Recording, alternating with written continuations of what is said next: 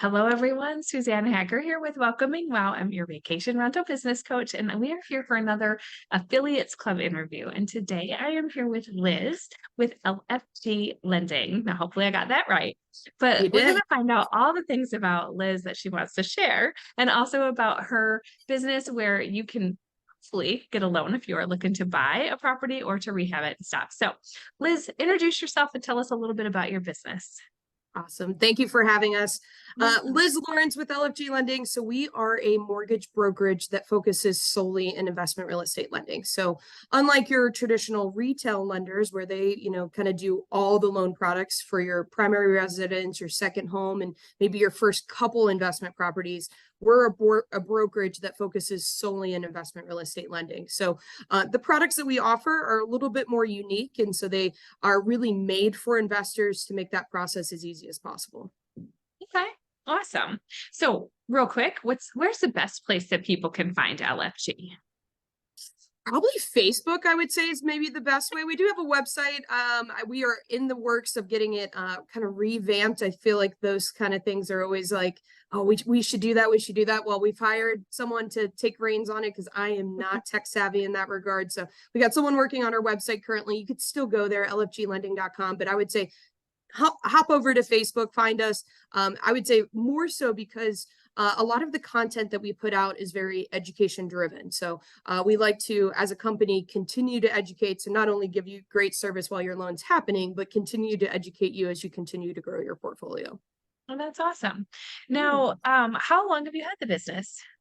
So LFG itself has only been in business for 2 years, but I've been in mortgage for the last 10 years, working in various different capacities. So I used to work for a mortgage team that was doing about $100 million in production, which is like next level. I would say most Yeah. loan officers are doing about $12 million a year in production. So nearly 10 times that. So LFG is go big or go home.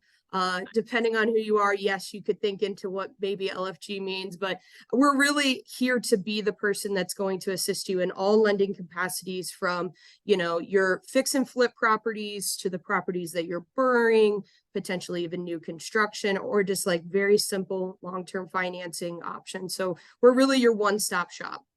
That's great. So you definitely have a little bit of experience here. I do. So even personally, so the added benefit of, working with LFG is I'm also a investor myself. So it's not like you're working with someone that hasn't gone through the same experiences that you have, from flipping properties to going through the burn method and like managing a construction process to just the lives of being, long-term tenants, landlords, and even short-term rentals. So again, I didn't skip out on the short-term rental side. We previously had short-term rentals in the Columbus, Ohio area. We don't anymore, more so because me and my wife both own businesses, and that is enough of a time commitment on its own. And so we've kind of left that part of our portfolio out for the time being and are focusing more so on long-term rentals. But the things that your individuals are running into are the things that we run into. The loan products that I'm using for myself are the same ones I'm putting you in. So we're very much aware of the good, the bad, the ugly that people could potentially be going through, and can really kind of assist to ensure that you're educated so you don't run into some of those roadblocks that can hinder the process. So tell me then, why did you decide to start your own business? Ooh, that's a long-winded question. So It is. I actually opened up a previous retail mortgage company with a couple business partners, and it was my first experience in a business partnership of that capacity, and it was definitely a learning experience. But That's through tough. that, what I realized is I love investment real estate. Like I Yeah. could talk about this until I'm blue in the face. So I really realized that was my niche of lending, and I realized that from my mentor originally. He specialized in doctor loans, and really being able to just like specialize in one thing and do it really, really well, I think is essential in this space rather than being pretty decent at a bunch of things. So we are living and breathing investment real estate every day, all day, Yeah. from even the lenders that we have on our panel. Because again, we are a brokerage, meaning that we're not the direct lender. We're here to shop lenders for you to make sure that you're getting the best terms and conditions. And so we're constantly vetting different lenders, making sure that the process is smooth, making sure our technology through our processing side is easy. And again, that continuous education. So I think what I realized with opening up this company was I wanted to continue doing lending. I wanted it to be investor focused. And I wanted it to have a vision of continuing to educate people and have a relationship that is past one transaction. We are not here to do one deal for you. We want to do as many deals as you'd like. And if that's, I think there's a lot of social media-ness that says, oh, you need 100 doors. I don't know that I really believe that that's true or accurate. We really, God, I always laugh sometimes. Some of the conversations that we have with clients are focused on goals and risk tolerance and what their financial literacy is and things like that, way outside of what products we offer and our rates and our origination costs and stuff like that. Because honestly, some of those questions that you may be answering about what kind of risk tolerance you have and what financial experience you have is going to play way more into the products that we position you in than what the interest rate is or what the origination cost is. So we're really here to grow a relationship with you, help you from one transaction to the next in long term. Yeah, those are really good points. Thank you for bringing those up because it's pretty rare that somebody does talk about like your risk tolerance, but it's extremely important, or your goals, your overall goals and stuff. So it's so important. So thanks for bringing that up. Yeah, because I think too often, a little bit, in my opinion, is social media and some of the goals that someone may have in place is actually extremely easy to obtain if they would just kind of slow down and say, this is what I'm trying to accomplish. And then we can back that up and say, great, if you want to replace an income of X amount of dollars, you need X amount of properties cash flowing at this capacity. How fast do you want that to happen? And then we can really kind of put a plan in place to achieve those goals. So it's not as our products do allow for a ton of flexibility. And so some of those goals are not as ambitious as they may look. So sure. So are you licensed in all 50 states of the US, or are there some that you can't do business in? So we can originate in nearly all states. Let's see, we can't do the Dakotas, Vermont, Nevada, and Arizona. Outside of that, we are able to assist with any clients in any of those other states. Again, we can help with short-term financing. So if you're looking to buy a property that needs some TLC done to it, some rehab, we can help with the funding of the purchase price plus the rehab. We can also do bridge loans. So let's say you buy a property and you're staying in the loan longer than you really had anticipated, but you do plan on selling. We can assist with products like that. We do offer new construction. I feel like in the short-term rental space, new construction is becoming more and more of a thing where you're not really finding the property that you really want. So why not build it? We can assist with those products in kind of more than one fashion. We can go into details about that. I would say the biggest thing that we do, majority of our business is focused in the DSCR space. So that stands for debt service coverage ratio. In short, all that means is if you have a cash flowing property, I can give you a 30-year fixed mortgage without looking at your tax returns or W-2s or pay stubs. I mean, you don't even have to be employed. I'm not going to ask. I don't care what that looks like. No debt to income calculation. It's all based on the cash flow of the property. And that can be used on long-term rents or short-term rents. But this is a huge way to just be able to scale your portfolio pretty considerably without getting into the weeds of like, can I personally qualify or not?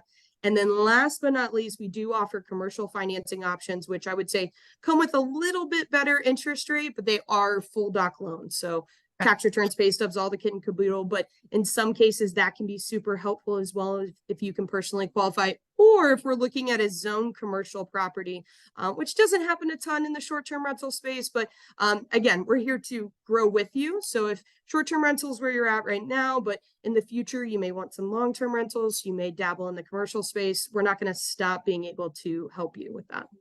That's great. Good for you guys. This is awesome. So since you have had vacation rentals yourself in the past, what would be your biggest piece of advice to other vacation rental owners? So I would say for investors across the nation right now, our biggest thing is patience. I think there's, again, this mentality that you have to buy, and you have to continue growing your portfolio very quickly. And I say grow your portfolio very strategically. And so it's really kind of coming up with, what does a perfect deal look like for me, or as close to a perfect deal as possible? And making sure that you're checking as many of those boxes before you go into contract. I think a lot of times I find clients trying to make a deal work. Well, in our space, we don't make deals work. They kind of work or they don't. Some of them will take some caressing, but again, if you're trying to make a deal work, that deal is magically telling you that you shouldn't be taking down that transaction. And I can't say enough that if we're to that point, please run, like, please run, because it may not be, at the closing of this transaction, but potentially in the future, there's going to be something that comes up. So really focusing on, what does a good deal look like for you? Focusing on whatever cash flow is a requirement for you to take down the property, not over leveraging yourself, keeping that manageable within your risk tolerance. But I would say patience, because I think some of us get excited to take down a deal. And I'm right there with you. Like, every time we take down a property, I get excited. There's still that rush that comes in your stomach, and I support it, and I want us to continue having it, but I don't want it to take control of the decisions that we're making financially. So being patient, waiting for that right deal, because there's one out there. It just may take a little bit longer than you anticipate. Yeah, I think sometimes, we do get so excited, or we're like, well, we've already put forth, this much money for the appraisal or the inspection or the survey or whatever, that then we're just kind of like, well, I don't want to walk away though, but it could cost you a whole lot more, in the future. And you just reminded me, I walked away from a purchase. This was quite a few years ago, in the closing room, at Do the it. closing table, because they hadn't disclosed everything. And it was Yeah. like, and they were like, oh, but we'll do this. It's like, nope, I'm out, Yeah. and it's just Well, like, and I'm just glad that you had the confidence to do that. There's so many people that would say, oh, well, I assume I have to close. I know. No, I mean, depending on how your contract's written, which Yep. again, I'm not a realtor, I don't get into the weeds of that, but I look at contracts day in and day out. There's ways to get out of transactions, and I'd rather people get out of them than us trying to come up with ways to assist them and, kind of modifying those terms. But again, we're here to continue educating you. And that's another big factor, is we're going to assist in kind of figuring out what that perfect deal. So it's not like you have to know from the jump, because there may even be factors that I'm going to bring up in some of our initial consults of, like, have you thought about this? Have you thought about that? To make sure that that is part of your, analysis of a perfect deal. But once you have that system in place, the cool thing is a deal is going to come across your desk. You're going to go check, check, check, check. And then you're going to be like, wait a second, this means I make an offer. And you literally give us a call. We'll go through that deal one last time, kind of cross our T's and dot our I's, send you over your pre-approval. And then from there, if it's hard money or like a fix and flip or burr, we're going to close in 2 weeks. If it's a DSCR product, we're going to close in 30 days, maybe a little bit less depending on appraisal turnaround times. But it is as simple as some of those things come along. Or I think it should be set up that way, because otherwise, if you get your feelings involved, like, there's going to be, and especially in the STR space, there's going to be some cute properties. There's going to be those properties that like really pull at your heartstrings. And unfortunately, this is not what this is. We're making business decisions. And so we really need to focus on, the financials, the dollars and cents. And as long as all those make sense, you can still fall in love with the property and continue your portfolio growth. But we don't want that to take reign of the true decision that needs made. So in the course of a purchase, if you will, at what point would you really like people to start talking to you? Oh, well before they're searching. So Okay. All right, if you awesome. are in the infancy of like trying to figure out if you want to get into investment real estate, give us a call. I think too often we're maybe not involved early enough. We're hey, I have a deal, I'd like to make an offer tomorrow. That's totally fine as well. We can definitely work with those clients. That's not it at all. But in some cases, and this is why we don't offer blanket pre-approvals, because our deals are really focused on the property. We want to see the property. Tell me about the property. Tell me what's going on with it, because there may be something about the property that restricts us from offering lending that you would never have thought of, that you would have never thought would be an issue.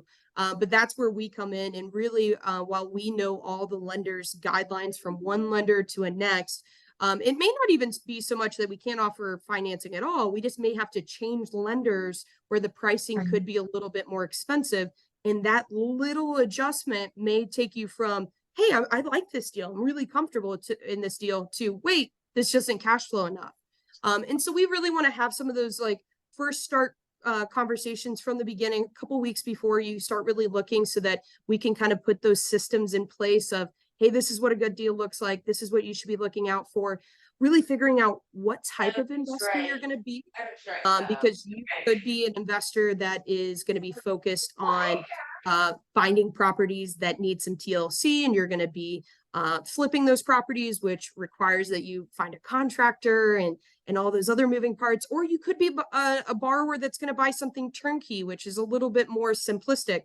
Doesn't matter. We're still going to be able to assist you throughout the process. But I'd like to have those conversations as early as possible. So give us a call, even if you're 6 months out or 12 months out from even thinking about purchasing. We'd love to get on the phone with you, discuss all the moving parts. And then you're going to be part of what is called our Mortgage Mondays. So once a month, we send out an email, and it's just a little video that says, hey, these are mortgage tips that we feel like some of our clients run into after the fact. Where they're trying to come up with solutions to things that they just didn't know about the mortgage space. Because there's only so much that we can talk about in a short period of time. So our Mortgage Mondays allow us to continue that education of just like things to watch out for, things that could benefit you long term. And those things are going to be huge as well after our initial consultation. To make sure I get on Mortgage Monday list now. Mortgage Monday, You've heard it go. here, folks. So let's do Mortgage Mondays. All right. So tell me one fun fact about yourself. I know there's probably more than just one, but I love to fish.